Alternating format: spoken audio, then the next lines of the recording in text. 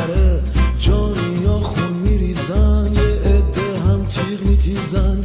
تو گردش روزگار نقابا میرن کنار، تحلیلگرای پوشالی استراتژی های تو خالی.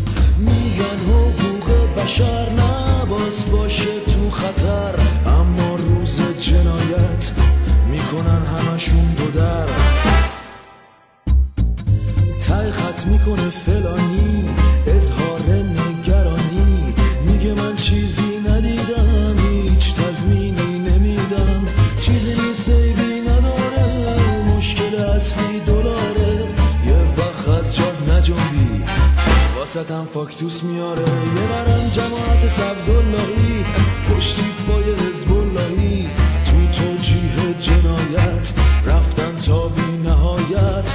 مانکنای تحجر تو ویترین ولایت، کاسه کوزه رو جمع کنیم با هم شرتون رو کم کنیم. چرا بخونم یاسین تو گوشه مشنامت، خر را بزدن اسب نتوان کرد.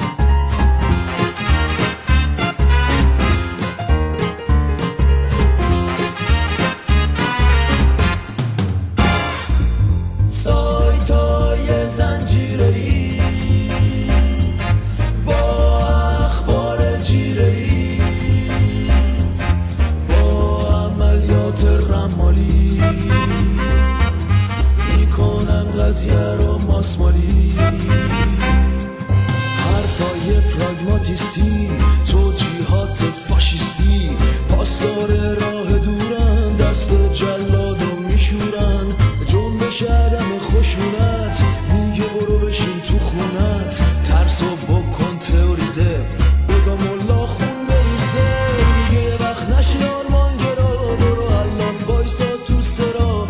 هی تحلیل کن با قمپوز تو وبسایتت بده پوز.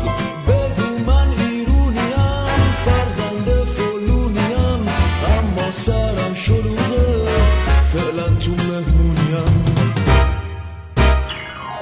کاسه کوزه رو جمع کنیم با هم شرتون رو کم کنیم. چرا بخونم یاسین تو گوشه مشنامت، آخه خر را بزدن اسب نتوان کرد.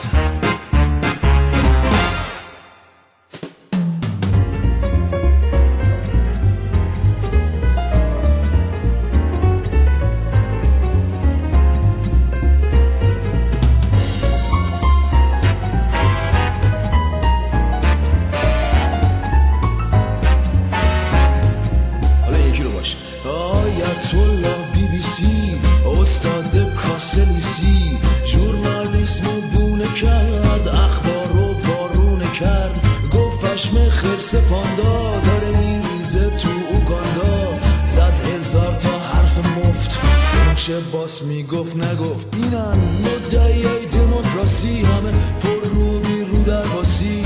تلاش برای حفظ ملا شطور سواری دلا دلا. این تیکه رو همه با هم بگیم آنا. کاسه کوزه رو جمع کنیم با هم شرتون رو کم کنیم. چرا بخونم یاسین تو گوشه مشنامت، خر را بزدن اسب نتوان کرد.